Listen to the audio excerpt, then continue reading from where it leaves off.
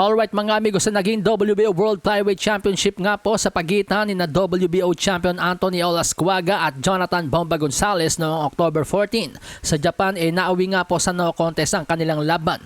Ito ay matapos magkaroon ng accidental headbutt at naduguan nga po si Bomba Gonzalez at matapos nga po yun ay umayaw si Bomba Gonzalez kaya't dineklarang no contest ang laban. Pero marami nga po nagulat nang ideklarang no contest yung laban dahil kung titinan nga po itong si Jonathan Bomba Gonzalez hindi naman po ganun kalala yung kanyang sugat.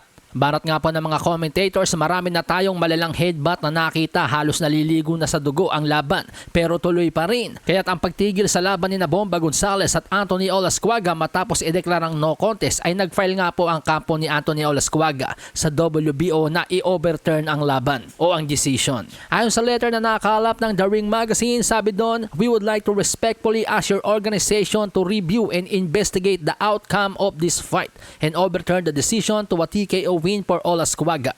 Dahil heto pala ang nangyari mga amigos, no? Chinek up pala ng ring doctor ang cut ni Jonathan Bomba Gonzalez at binigyan ng go signal, sinabing pwede pa itong lumaban. Hindi ganon kalala ang sugat. Pero dahil si Jonathan Gonzalez mismo ang kusang umayaw sa rules po ng boxing, ito po ay tinatawag na TKO dahil siya po yung umayaw. So kung iniisip po ni Jonathan Gonzalez noong una na nautakan niya ang batas sa mundo ng boxing, especially ang WBO at JBC o Japanese Boxing Commission, nagkakamali po si Bomba Gonzalez sapagkat ngayong araw po mga amigos, binago na po ang desisyon from no contest to technical knockout.